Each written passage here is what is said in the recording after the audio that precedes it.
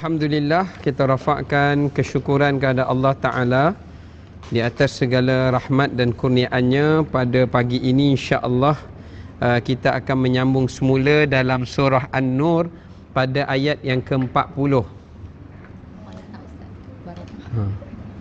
Allah SWT berfirman pada ayat ke-40, A'udzubillahi minasyaitanirrajim, Bismillahirrahmanirrahim. أو كظلمات في بحر اللج يغشاه موج من فوقه موج من فوقه سحاب ظلمات بعضها فوق بعض إذا أخرج يده لم يكد يراها وَمَنْ لَمْ يَجْعَلِ اللَّهُ لَهُ نُورًا فَمَا لَهُ مِنْ نُورٍ. Sadaqallahul Azim. Ayat 40 ni antara ayat yang dibacakan, setengah ulama mengatakan untuk mengeluarkan kita daripada kegelapan hati. Maknanya kalau seseorang itu hatinya keras, ataupun seseorang itu berada dalam keadaan bergelumang dengan dosa dan kejahatan, dan dia nak menginsafi dirinya daripada perbuatan kejahatan itu, jadi dia kena baca ayat ini dan dia kena minta pada Allah Ta'ala dengan seikhlas dan setulus hati, maka Allah Ta'ala akan memberi cahaya kepada hatinya itu, ya. Ini antara kelebihan ayat yang ke-40 dalam surah An-Nur, ya. Okay, kita tengok maksud ayat yang ke-40. Allah Ta'ala menyebutkan, atau keadaan orang-orang kafir itu seperti gelap gelita di lautan yang dalam, yang diliputi oleh gelombang demi gelombang, yakni ombak. Di atasnya ada lagi awan yang gelap. Itulah gelap gelita yang berlapis-lapis. Apabila dia mengeluarkan tangannya, hampir tidak dapat melihatnya. Barang siapa tidak diberi cahaya petunjuk oleh Allah Ta'ala, maka tidaklah ia mempunyai cahaya walau sedikit pun. Ayat ini Allah Ta'ala mengumpamakan keadaan orang-orang kafir di dunia dan di akhirat. Ini satu perumpamaan yang Allah Ta'ala nak gambarkan bagaimana keadaan orang-orang kafir di dunia dan bagaimana keadaan mereka di akhirat. Pertama, kita lihat dalam ayat ini Allah kata kehidupan mereka itu seperti orang yang berada di dalam lautan yang dalam. Lautan yang dalam. Maknanya Allah umpamakan orang-orang kafir ini apabila mereka tidak mengenal Allah dan melakukan ibadat bukan kerana Allah, mereka umpama manusia yang sedang berada di dalam lautan. Maknanya dalam kelemasan. Maknanya mereka ni umpama orang yang sedang lemas, ya, orang yang berada dalam kelemasan, ya, yang memerlukan padanya pertolongan untuk orang mengeluarkannya keluar daripada laut, ya, keluar daripada laut. Baik. Sekarang ni dia tak sedar lah, tapi hakikat dia tu, kehidupan dia tu sebenarnya umpama orang yang sedang berada di lautan yang luas dan lautan yang dalam, dan dia sedang lemas. Dia mengharapkan nelayan-nelayan yang lalu tu angkat dia, tarik bawa keluar. Itu perumpamaan dia lah. Tapi realitinya dia tak rasa lah macam tu. Tapi hakikatnya sebenarnya kehidupannya seperti itu, ya. Kehidupannya seperti itu. Okey, baik. Apakah yang dimaksudkan dengan lautan? Apakah yang dimaksudkan dengan lautan? Ulama mengatakan Allah mengumpamakan kehidupan orang-orang kafir ini seperti di dalam lautan yang dalam, yang mana mereka itu tidak melihat dalamnya lautan, yang makin lama mereka terjatuh ke dalamnya. Sebaliknya mereka melihat di atas lautan itu. Maknanya dalam ayat ini nak menggambarkan kehidupan orang kafir. Perumpamaannya dekat dunia ni, mereka hanya nampak dunia. yang berada di atas laut. Umpamanya macam orang sedang berenang. Orang yang berenang, orang yang masuk dalam laut, dia tengok dalam laut ke dia tengok luar laut? Biasanya kalau orang masuk dalam air, dia takkan tengok apa yang ada kedalaman laut itu, tapi biasanya dia akan tengok di bahagian surface, permukaan laut itu dan apa yang ada di sekeliling lautan itu daripada pantai dan sebagainya. Sedangkan dia terlupa, dia sebenarnya akan ditenggelamkan masuk ke dalam dasar laut yang dalam, yang boleh membahayakan nyawa dia. So maknanya Allah nak umpamakan orang kafir ini, mereka hidup di dunia ini, mereka hanya nampak permukaan dunia itu. Jadi mereka hanya melihat perhiasan-perhiasan dunia yang ada yang boleh mereka ambil. Sebab itu Imam Ghazali kata, kehidupan kita di alam dunia ni seperti seorang nelayan yang kita menunggang perahu. Bila kita tangkap ikan, kita letak atas kapal. Kita tangkap, kita letak. Bila kita tengok tangkapan kita menjadi semakin banyak, maka kita terasyik dan terpedaya. So kita tangkap lagi sampai kita tak memikirkan berapa kemampuan kapal kita itu boleh menampung beratnya, dan akhirnya semua orang yang menangkap hasil tangkapan lemas mati di dalam laut. Itu perumpamaan dia. Ya, jadi nak ceritakan begitulah kehidupan orang kafir yang mereka mensyirikkan Allah Ta'ala. Mereka menyembah selain daripada Allah. Kehidupan mereka seperti orang yang sedang berada berenang daripada tepi laut, berenang sampai ke satu tempat lautan yang dalam dan luas. Baru dia sedar, dia sudah tidak nampak lagi tebingnya. Dia dah tak nampak tebing dah. Maknanya Allah nak umpamakan kehidupan orang kafir ni makin lama makin jauh. Itu yang dipanggil istidraj. Sebab tu istidraj ni, mula kita nampak tepi sungai kan, tepi laut, pantai, cantik lah. Kita berenang tak sedar diri, syok sangat berenang. Berenang tengok apa pun dia tak nampak. Semua tebing kanan kiri depan belakang tak nampak. Kapal apa ke yang lalu pun tak nampak. Dia sedang berada di tengah lautan. Apa perasaan kalau masa ketika itu? Bukan sesat dah, fikir mati je lah. Ada jerung ke, ada paus ke. Lepas tu tak ada apa-apa kelengkapan, pelampung ke, wisil ke apa kan, semua tak ada. Itu perumpamaan yang Allah Ta'ala nak gambarkan kehidupan orang kafir. Ya, kehidupan orang kafir dia seperti berada di lautan yang luas dan dalam. Ya. Dan pada ketika itu, apa maknanya dekat sini? Hidup mereka dekat dunia hanyalah mencari perhiasan dunia sehingga mereka tak sedar mereka sudah sampai di dasar laut yang dalam. Ya, sebab dia kata kalau dalam laut lagi cantik. Dia berenang makin lama makin jauh dan makin tidak mendapat pertolongan. Ada tafsiran kedua, ulama kata mereka berada di dalam lautan ini ketika mereka menghadapi mati.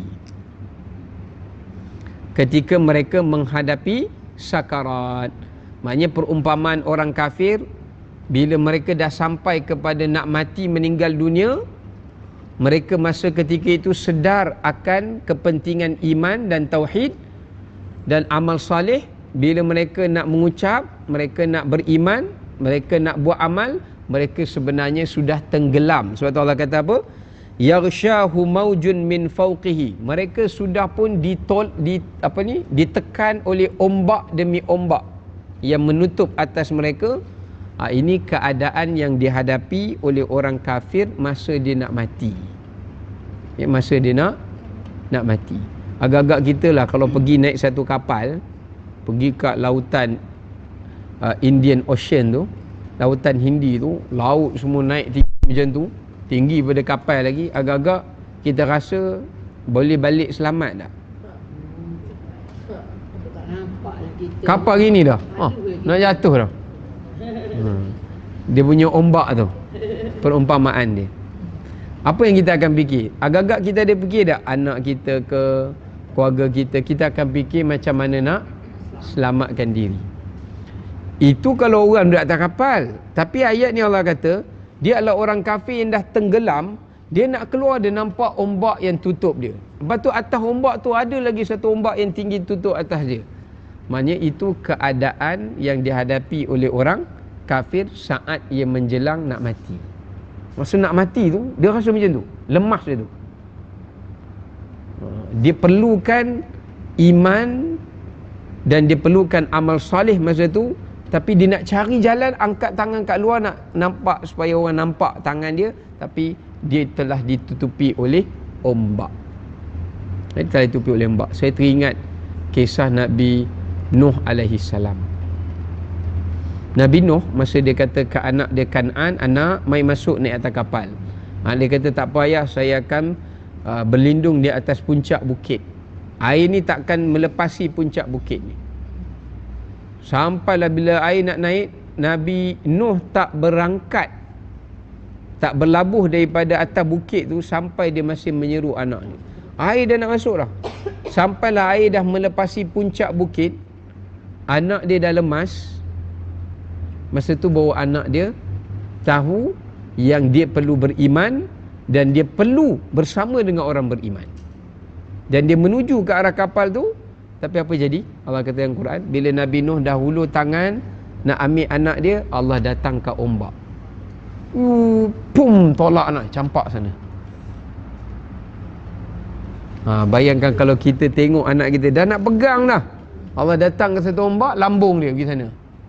Yang ni pula ombak lambung, makin lama makin jauh, makin lama, dan tak ada ruang untuk Nabi Nuh nak operasikan kapal tu untuk pergi mengejar anaknya, melainkan makin lama anak dia makin hilang daripada mata dia. Itu perasaan seorang ayah. Kalau kita tengok anak kita kena pusaran air, makin lama hilangnya, macam mana? Nampak live dengan mata. So macam tu Allah nak umpamakan orang kafir ni masa dia nak mati, dia perlukan oksigen. Apa oksigen dia? Iman.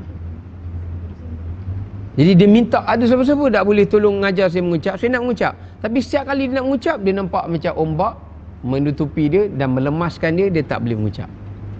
Nak mengucap sekali lagi, datang lagi. Nak mengucap sekali lagi, maknanya memang Allah nak bagi dia mati tu kafir. Bukan Allah tak nak bagi dia masuk Islam. Sebab dia baru nak beriman bila nyawa dia sampai di kerongkong. Maknanya kan dah tak diterima dah iman dia dan taubat dia. Ya, itu perumpamaan yang disebutkan. Kemudian lepas Allah Ta'ala sebut demikian keadaan mereka apabila berada dalam saat kematian. Min fawqihi sahab, dan di atas ombak tu pula ada awan yang hitam, seolah-olah macam nak hujan untuk menambahkan lagi air itu, meninggikan lagi air. Yakni maknanya bila orang kafir tu dah nak mati, bila roh dia nak keluar, yang menantinya adalah azab yang amat pedih, azab yang amat berat. Itu perumpamaan yang mengatakan sehingga dia dah tak nampak dah cahaya matahari dan cahaya bulan dan sebagainya, kerana kegelapan telah diselubungi oleh awan. Awan tu maknanya azab yang sedia menantinya apabila rohnya itu keluar. Ya. Kemudian hujung tu Allah kata zulumat, mereka berada di dalam kegelapan demi kegelapan. Zulum dalam bahasa Arab satu kegelapan, zulumat tiga kegelapan. Mereka berada dalam tiga kegelapan. Kegelapan yang pertama adalah kegelapan mereka berada di alam barzakh. Kegelapan kedua, kegelapan mereka berada di alam mahsyar, yakni apabila dihitamkan wajah mereka. Yang ketiga, kegelapan mereka di akhirat, itu adalah kegelapan di dalam api neraka Allah Subhanahu wa ta'ala. Duduk dalam api neraka Allah ni, api neraka Jahanam ni, api yang berwarna hitam pekat. Ya. Asal api neraka ni dia bukan warna hitam. Asal dia adalah api itu berwarna merah. Kemudian dipanaskan sampai dia berubah warna. Allah kata panaskan lagi, berubah lagi warna. Sampailah dia dah sampai satu tahap yang dah tak boleh dipanaskan sebab dia dah sampai tahap yang terpanas. Jadi api itu akan berubah menjadi warna hitam pekat.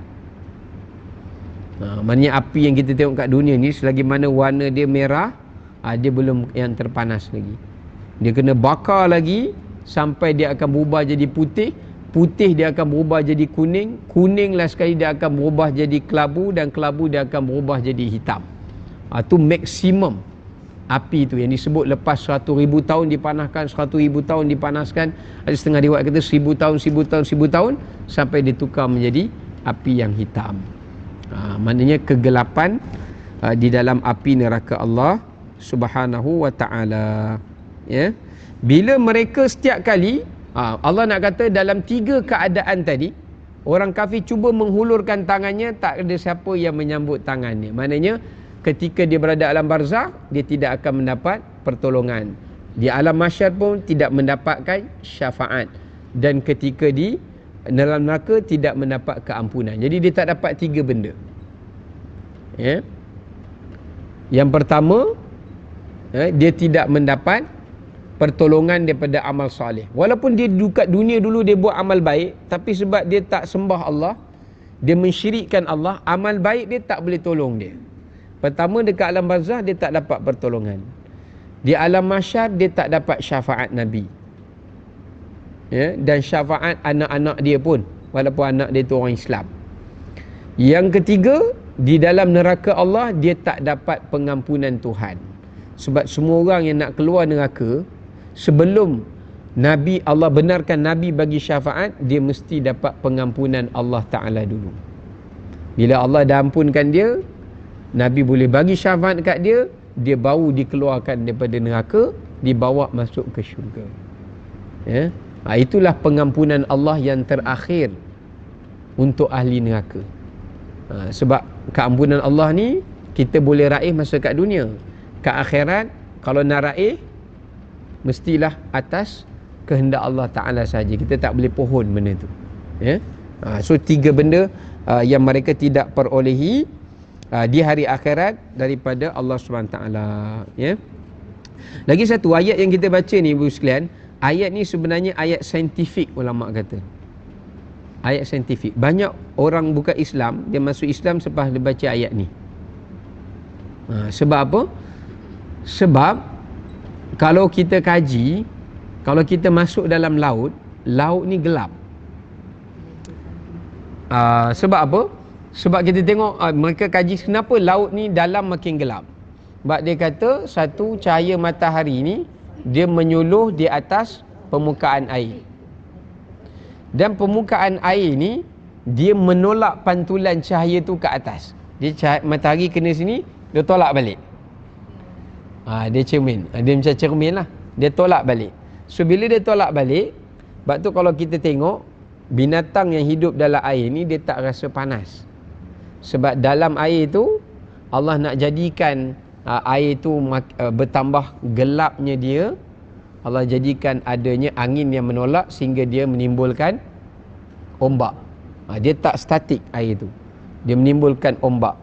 So menyebabkan dalam laut ni, dia sebenarnya lagi dalam kita masuk, lagi gelap. Sebab tu orang putih bila dia nak masuk dalam, dia nak cari dasar laut, kat tempat Titanic jatuh ke apa, dia akan naik alat yang macam kapal selam yang ada keluar lampu tu. Dia akan keluar lampu.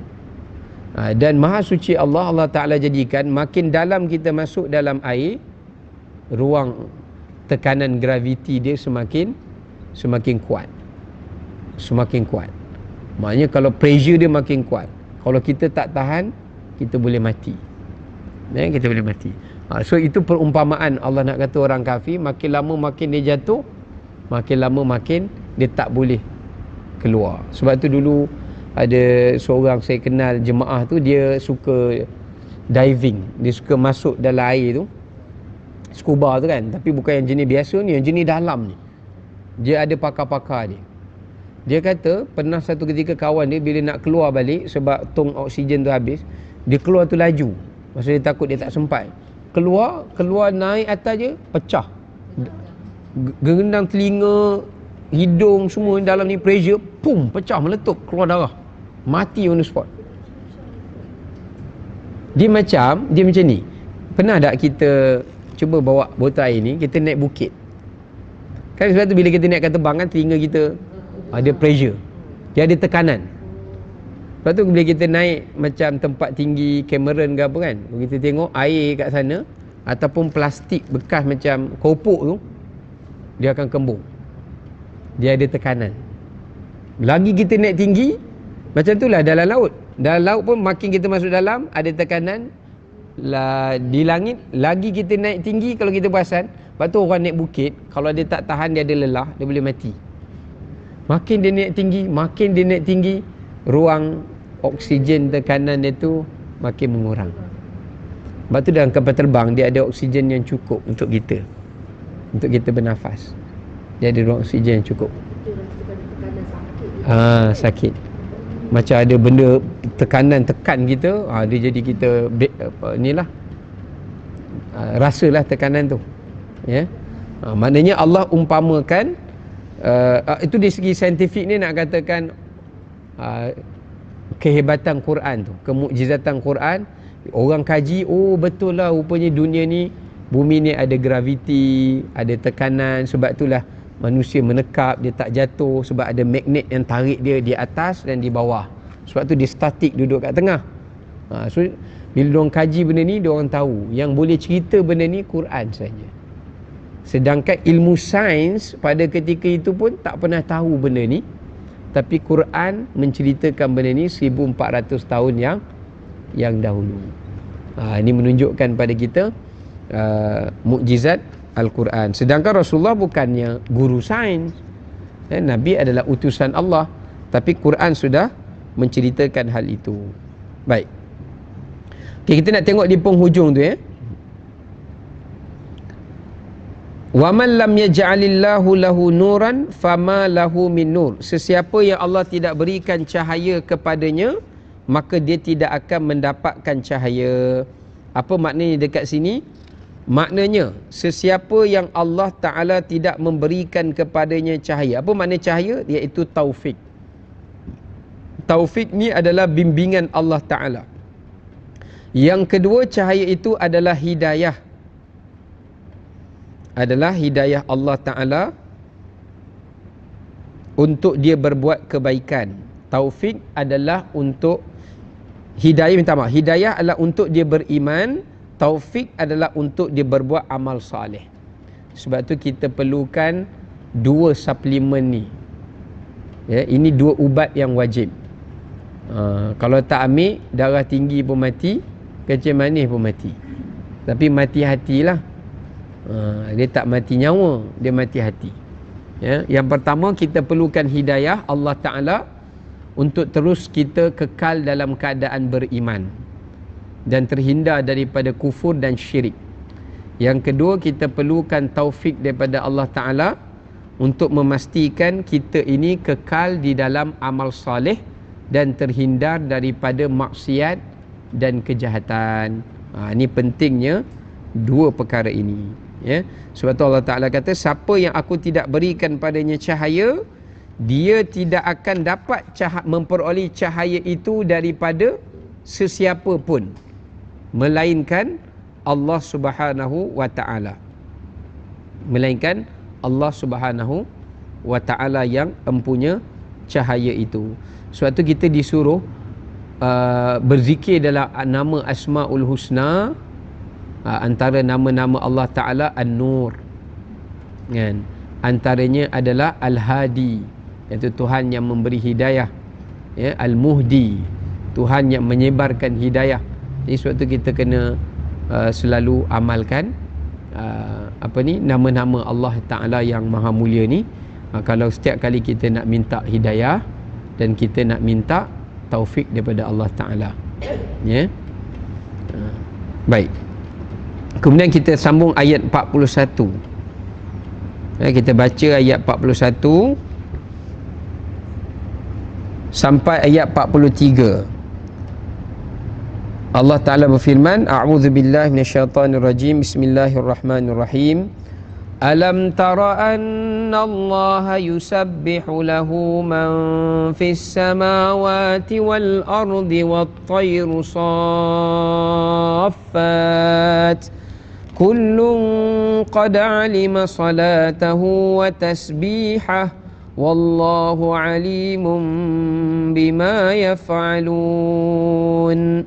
walillahi mulkus samawati wal ardi wa ilallahil masir alam tara anna Allah yuzji sahaba thumma yu'allifu bainahu thumma yaj'aluhu rukaman fataral wadqa yakhruju min khilalihi وَيُنَزِّلُ مِنَ السَّمَاءِ مِنْ جِبَالٍ فِيهَا مِنْ بَرَدٍ فَيُصِيبُ بِهِ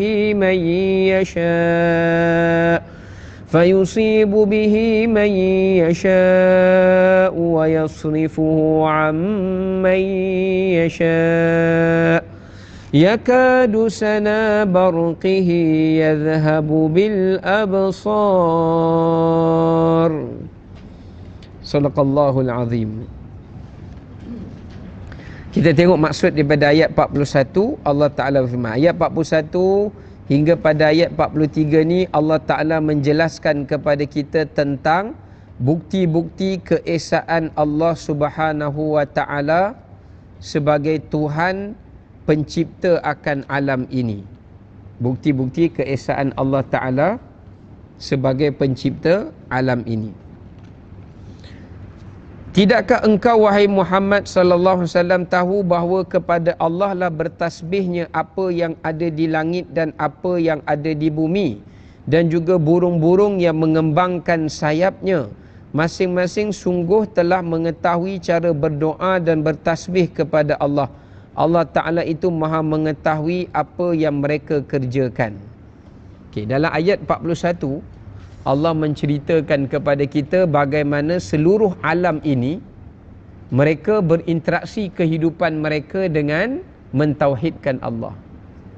Dalam erti kata lain, kalau tidak ada tauhid, tidak ada makhluk yang boleh hidup. Tidak ada makhluk yang boleh hidup. Ya, dan tidak ada makhluk yang layak hidup. Ya. Sebab apa? Kita ini diberikan kehidupan oleh Allah Subhanahu wa Ta'ala, adalah tujuan kita adalah untuk menyembah Allah. Allah kata apa? Wa ma khalaqtul jinna wal insa illa liya'budun. Tidaklah aku ciptakan jin dan manusia melainkan untuk menyembah Allah sebagai Tuhan yang satu. Ya. Maknanya dalam hidup kita ni benda yang paling terpenting untuk kita dapat merasai nilai kehidupan bila kita dapat kenal Allah. Siapa yang hidup dekat dunia dia tidak kenal Allah, sebenarnya hidup dia ini tidak ada nilai walaupun sedikit. Contoh macam duit kertas. Duit kertas kalau kita tengok pada kertasnya memang tidak ada nilai. Tapi bila kita tengok pada angka yang tertulis pada kertas itu akan menjadi bernilai. Dan angka tu pun tidak akan jadi bernilai kalau gubernur tak menjadikan duit kertas itu sebagai sesuatu yang bernilai. Faham? Maknanya hidup kita ni bukan angka, usia, umur, panjang, pendek itu yang menentukan nilai dia. Tapi yang menentukan nilainya bila Allah Ta'ala mengatakan kita ini adalah hamba yang bernilai. Bilakah kita boleh menjadi hamba yang bernilai? Apabila kita berjaya untuk mengenal Allah Subhanahu wa Ta'ala. Sebab tu duit palsu walaupun kelebuh gambar gubernur, kan, dia jadi tak bernilai juga. Sebab apa? Sebab duit palsu tu ataupun gubernur tu tak kenal siapa pembuat duit palsu, tak mengiktiraf siapa yang membuat duit palsu. Jadi sebabkan kerana itu hidup kita ni akan menjadi dalam kepalsuan. Hidup kita akan berada dalam kebohongan kalau kita tak mengenali Allah Subhanahu wa Ta'ala. Tapi dalam ayat 41 ni Allah ajar kita macam mana nak kenal Allah. Macam mana kita nak kenal Allah? Yang pertama Allah ajar pada kita tara. wahai manusia, kalau kamu nak mengenali Allah Ta'ala, hendaklah kamu sentiasa memerhatikan. Dalam Quran, Allah guna 3 perkataan. Ya? Dan perkataan ni dia merujuk kepada makna yang berbeza. Yang pertama, dalam Quran disebut nazrah. Yang kedua disebut ru'yah.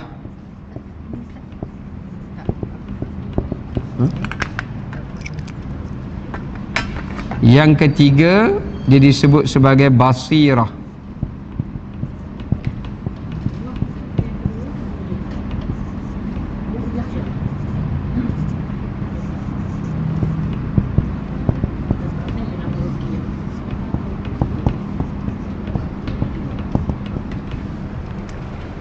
Okey. So dia ada 3. Kadang-kadang kita dengar dalam Al-Quran Allah kata afala yanzurun. Tu nazrah. Kadang-kadang kita dengar alam tara, itu ru'yah. Satu lagi dipanggil basirah, iaitu afala tubsirun. Jadi ada 3 perkataan. Kalau nazrah, maknanya kita melihat sesuatu, keindah, untuk mengetahui, mengecapi keindahannya. Tu nazrah. Maksud kita tengok satu benda tu, cantiknya, indahnya. Tapi kalau ru'yah, kita melihat sesuatu itu adalah untuk kita mengetahui rahsianya. Okay, saya ulang sekali lagi. Nazrah kita tengok adalah untuk kita kenal benda tu. Oh, ini pokok, oh ini pelangi, oh ini bintang. Jadi kita kenal, kita nak mengenali benda itu dipanggil nazrah. Tapi kalau ru'yah, kita melihat tu dengan tujuan kita nak mengetahui rahsia dia, rahsia benda itu di sebaliknya. Tapi kita kena pergi peringkat yang ketiga, dinamakan basirah. Basirah adalah untuk kita mengenali siapa pencipta kepada rahsia dan kejadian itu tadi. Contoh, kalau kita tengok awan, kita tengok awan lah. Tengok, oh awan ni nampak bentuk macam asap berkepul macam tu kan. So kita nak tahu macam mana boleh jadi awan. Itu masih dalam nazrah. Masih lagi dalam nazrah. Dia bila sampai peringkat ru'yah, bila kita nak tahu apa fungsi awan ni. Oh, fungsi awan ni nak teduhkan kita daripada cahaya matahari, nak turunkan hujan. Itu fungsi awan, sebab dia bergerak-bergerak kan, mengikut angin. Okey, tapi dia tak boleh stop sampai situ. Dia kena pergi yang ketiga, dipanggil basirah. Siapa yang menggerakkan dan mengatur ini semua? Itu dipanggil basirah. Banyak manusia dalam hidup dia, kita kena linkkan 3 benda ni. Contoh, kalau kita tengok satu musibah berlaku, banjir contohlah. Bila kita tengok banjir, kita kena tengok pandangan nazrah. Macam mana boleh berlaku banjir? Oh, sebabnya begini lah semua. Okey. Lepas tu kita pergi kepada ru'yah. Ru'yah itu adalah kita nak mengetahui apa di sebalik rahsia kenapa banjir ni berlaku di sini. Oh, rupanya penduduk di sini begini, begitulah dan sebagainya. Dan yang terakhirnya baru kita pergi kepada basirah, iaitu kita balik kepada Tuhan untuk meminta ampun kepadanya. Itu 3 perkara yang kita selalu kena kaitkan dalam hidup kita bila kita menghadapi apa jua keadaan. Boleh Ustaz, yang Allah tu yang ketiga, boleh ke kita bersikap macam itu? Bukan kita letak ke Allah tu berada yang ketiga, bukan yang pertama. Tapi ini proses kita nak kembali kepada Allah tu. Dia berperingkat. Sebab manusia dia tak boleh terus oh ini Allah Ta'ala. Dia tak semua orang boleh sampai tahap begitu. Jadi Allah nak suruh dia mengenali Allah secara asbab, berperingkat. Contoh dalam ayat 41 ni, Allah Ta'ala kata, Allah suruh dia ambil pendekatan ru'yah. Tidakkah kamu wahai manusia cuba untuk mengetahui rahsia bagaimana seluruh makhluk yang berada di langit dan di bumi, termasuk burung yang berterbangan, mereka ini sentiasa bertasbih kepada Allah Subhanahu wa taala.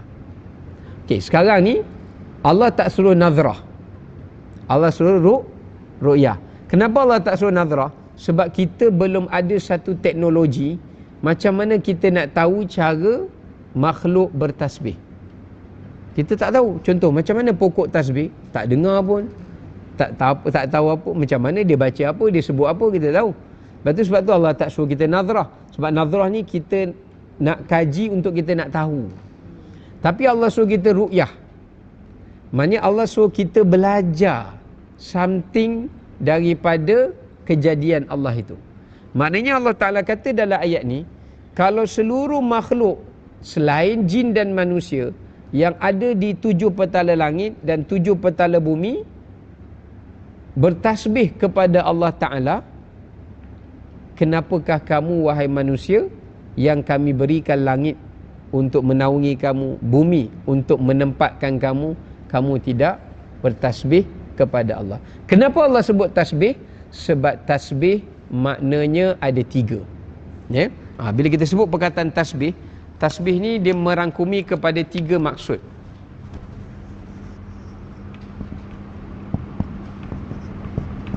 Pertama, tasbih maknanya tanzih.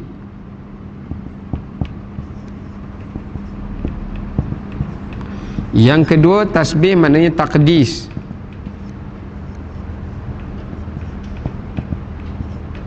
Yang ketiga, tasbih maknanya tathbit.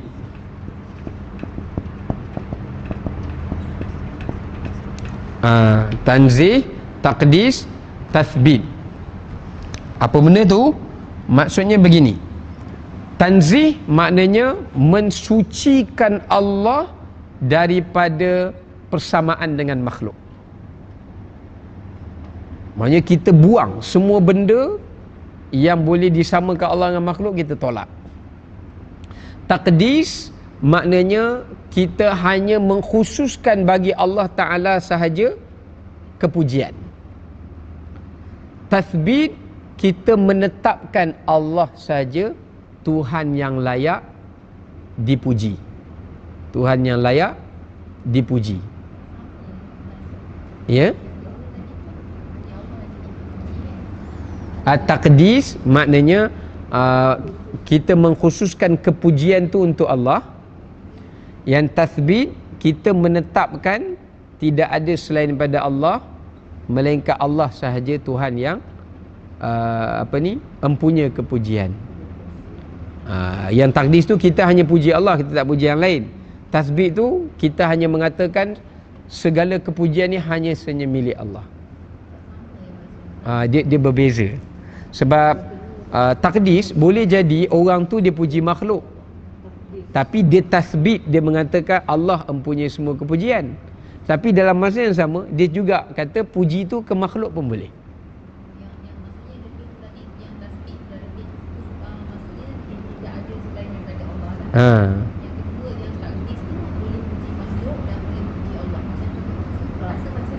Tak.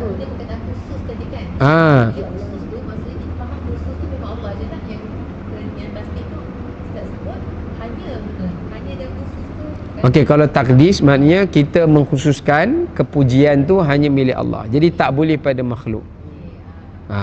Boleh pada makhluk, tapi makhluk tak sampai kepada darjat takdis. Takdis ni kita puji Allah tak seperti puji makhluk. Tapi kalau tathbit, kita menetapkan segala kepujian ni, baik kita ke yang lain ke, seluruh yang ada ni hanya senya untuk Allah Ta'ala. Dia lebih luas. Kalau takdis datang daripada kepujian manusia kepada Tuhan. Kalau tathbit, kita menetapkan kepujian seluruh alam ni kepada Tuhan. Seluruh alam ni kepada Tuhan. Itu beza antara takdis dengan tathbit. Sebab tu dalam ayat ni Allah kata, sesungguhnya Allah Ta'ala tu yang memujinya segala yang di langit dan segala yang di bumi. Apa maknanya dekat sini? Maknanya dekat sini, semua makhluk di langit dan bumi mentanzihkan Allah. Tasbih itu maknanya apa? Tanzih. Maksudnya semua makhluk di langit dan bumi kecuali jin dan manusia, mereka kata Allah saja Tuhan. Itu maksud tanzih. Yang kedua, mereka hanya puji Allah je. Dia tak puji benda lain. Dia tak puji manusia. Kalau kita tolong hayawan, hayawan tak puji kita. Dia puji Allah Ta'ala. Itu maknanya apa? Itu maknanya takdis. Yang ketiga, tathbit, iaitu semua makhluk yang ada di langit dan di bumi, mereka akan kembalikan segala kepujian mereka kepada Allah. Maksudnya setiap makhluk walaupun berbeza-beza, mereka semua akan memuji pada Allah, tak ada pada yang selain Allah Ta'ala. So Allah Ta'ala kata kepada manusia, kalau semua makhluk mengatakan Allah tu satu, hanya memuji Allah dan hanya menetapkan Allah Ta'ala sahajalah yang layak untuk disembah, kerana dia yang layak dipuji, maka kenapakah kamu masih lagi tidak menjadi hamba yang banyak bertasbih pada Allah atau hamba yang beriman? Ya, hamba yang beriman. Ini menunjukkan pada kita kelebihan tasbih pada sekalian zikir. Kelebihan tasbih pada sekalian zikir-zikir yang lain. Sebab tu zikir, Nabi pernah ditanya, apakah zikir makhluk-makhluk yang lain? Maka Nabi kata, zikir makhluk-makhluk yang lain kepada Allah adalah Subhanallahil Azim. Setengah riwayat lain kata Subhanallahi wa bihamdih. Jadi semua makhluk ni mereka berzikir pada Allah dengan ucapan Subhanallahil Azim atau Subhanallahi wa bihamdih. Mereka tak baca zikir-zikir yang lain kecuali zikir itu sahaja. Sebab tu Nabi kata dah pada kita kan, zikir yang memberatkan timbangan, ringan di atas lidah dan paling disukai oleh Allah. Kerana semua makhluk berzikir dengan zikir itu. Bila kita berzikir dengan zikir itu, zikir kita menepati dengan zikir-zikir makhluk yang lain yang berada di sekalian alam ni, yang semua mengkhususkan ia kepada Allah Subhanahu Wa Taala. Ya. Baik, ini menunjukkan keutamaan tasbih. Apa itu tasbih? Jangan syirikkan Allah. Kata Allah tu satu. Apa itu tasbih? Kita banyak memuji Allah Ta'ala. Yang ketiga, apa itu tasbih? Kita kena mengatakan bahawasanya semua makhluk hanya memuji Allah. Ya. Baik. Dan yang menariknya, kenapa Allah sebut burung kat sini? Wat-tayru safat. Dalam banyak-banyak binatang, Allah khususkan burung. Kenapa? Sebab ulama kata binatang di daratan yang paling banyak bertasbih pada Allah adalah burung. Dan binatang di lautan yang paling banyak bertasbih pada Allah adalah ikan paus. Bukan.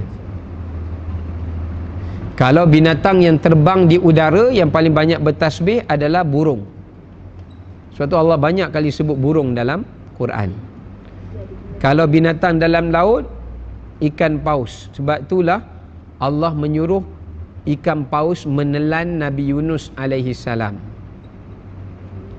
Dan ketika Nabi Yunus duduk di dalam perut ikan paus, Nabi Yunus mendengarkan zikir dan tasbih ikan paus lebih banyak daripada ikan-ikan yang lain.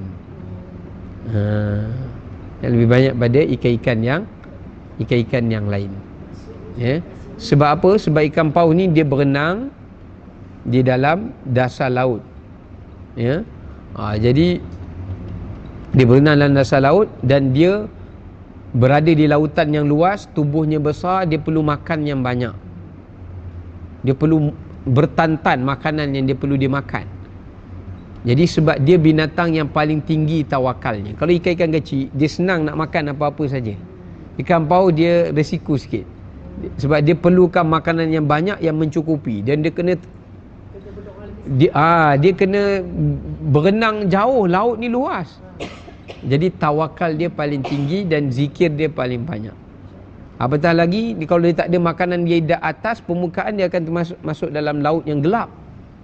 Dan Allah tetap sediakan rezeki baginya dalam laut yang gelap tu.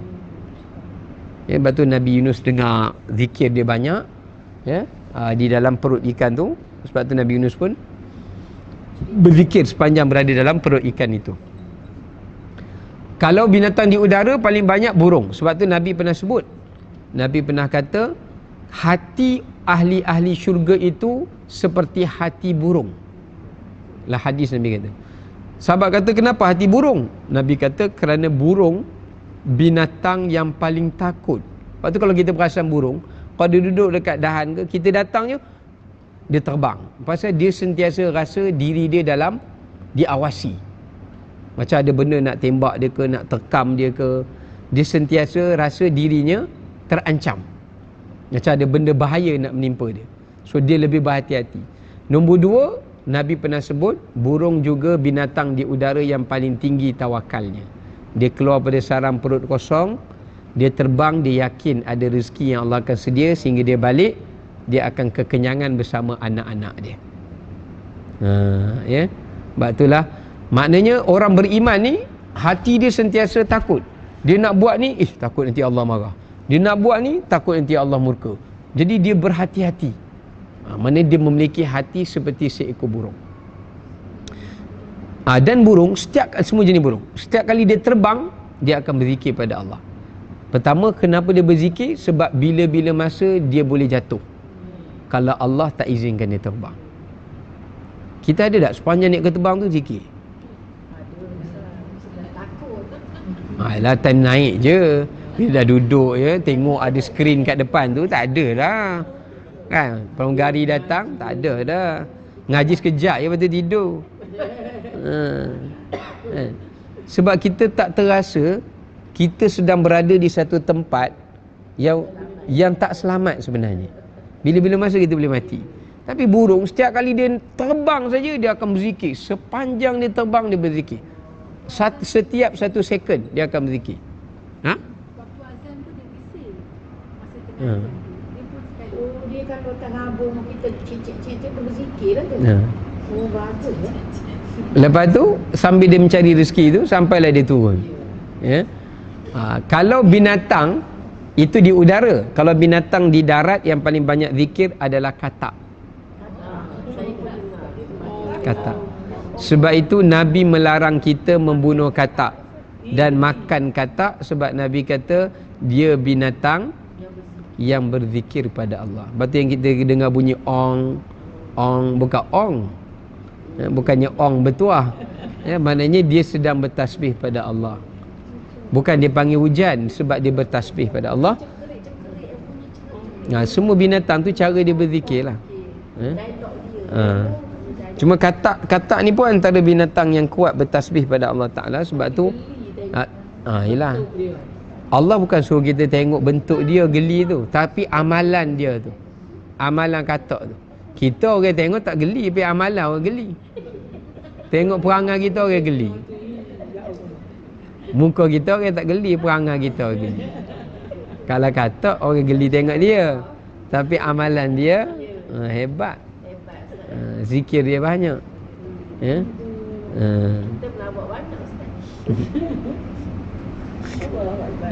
Sebab tu Allah Ta'ala kata, setiap daripada binatang itu hanya aku mengetahui salat dan tasbihnya. Menunjukkan setiap binatang ni dan makhluk Allah yang ada, mereka salat dan mereka berzikir. Dua ni, salat dan zikir. Macam mana mereka salat? Apa makna salat? Ulama tafsirkan salat kat sini sujud. Maksudnya semua makhluk Allah ni dia akan sujud pada Allah. Dia akan sujud. Tapi macam mana dia sujud? Wallahu alam. Allah kata alima, Allah saja yang mengetahui. Kata Allah tutup akhir tu, aku mengetahui atas apa semua yang makhluk aku kerjakan. Ya. Ini menunjukkan kepada kita, Allah menyuruh kita supaya memiliki beberapa perkara. Pertama, Allah suruh kita ini memperbanyakkan bertasbih, yakni berzikir pada Allah Ta'ala, seperti mana makhluk-makhluk yang lain yang mengesakan Allah dengan zikrullah. Ini menunjukkan keutamaan zikir. Yang kedua, pentingnya kita untuk memiliki perasaan takut kepada Allah seperti burung yang Allah sifatkan tadi. Ya, burung. Sifat takutnya burung tu dan tawakalnya burung tu. Yang ketiga yang Allah suruh kita pelajari daripada ayat ini adalah keutamaan kita untuk menjaga solat. Ya, kerana solat adalah sebaik-baik zikir. Salat adalah sebaik-baik zikrullah. Sebab tu Allah menghubungkan antara salat dan tasbih. Ya. Ini menunjukkan kepada kita salat ini maknanya adalah sujud, memperbanyakkan sujud. Maksud memperbanyakkan sujud itu adalah memperbanyakkan salat, ya, memperbanyakkan salat. Okey, baik. Ya. Kenapa dia ada bezakan penghentian tasbih untuk sendiri kan? Kata tasbih, tahmid dengan tahmid kan? Ya. Dan kalau kata banyakkan tasbih, banyakkan tahmid, banyakkan tahmid kan? Jadi dia macam Ustaz sebut tadi, tasbih. Tasbih tu kita dengar dengan subhanallah. Dan kalau tahmid tu alhamdulillah kan? Kalau tahmid tu Allahu Akbar. Ya. Jadi dia punya perbezaan tu macam tasbih, banyakkan tasbih, masih banyakkan subhanallah tu atau kalau disebut banyakkan tasbih, maknanya tasbih tu, mana nak katakan setiap zikir-zikir tu fungsi dia berbeza. Tasbih fungsi dia adalah untuk kita menafikan syirik kepada Allah, ya, dan kita hanya nak mengkhususkan pujian tu hanya untuk Allah. Kalau tahmid, kita hanya nak manifestasi syukur kita pada Allah.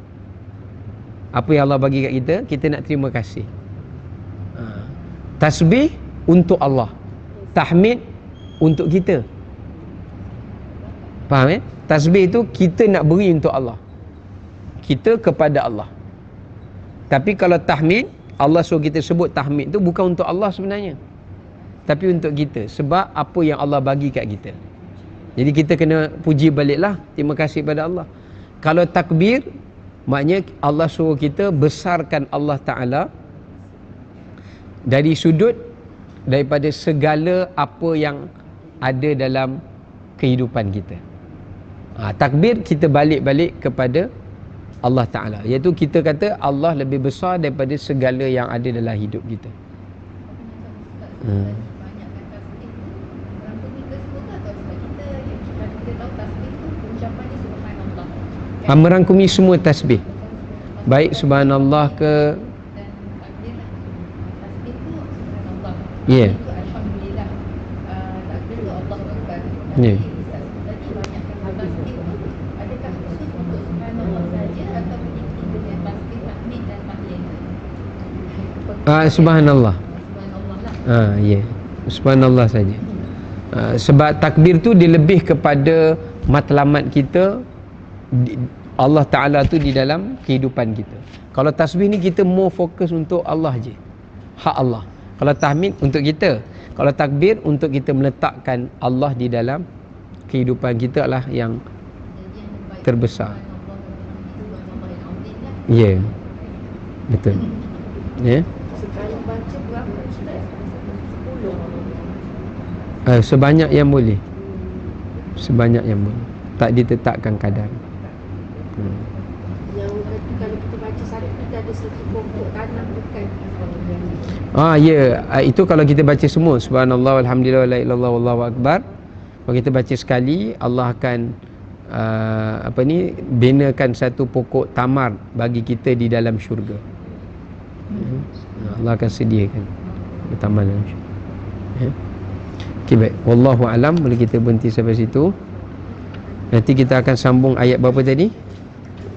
42 42. Ustaz tadi ada 41. Ustaz tadi 41 sebab baca sampai 43. Ya. Oh, silap. Ya, saya betul. Bacaan Ustaz memang sampai 43 tadi Ustaz baca. Oh, so sambung 42 lah. Okey. Tadi kita baca 40 dengan 41 kan? Betul kan? Baca 40 43. Oh, sampai 41. So nanti sambung 42 lah.